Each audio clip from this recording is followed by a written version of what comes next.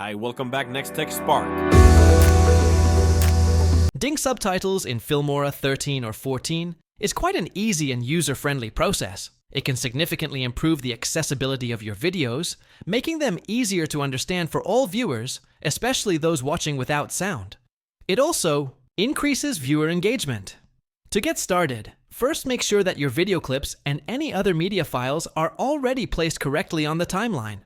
This step is important because subtitles need to be in sync with the visuals. Once your media is in place, you can move on to the next step, which is to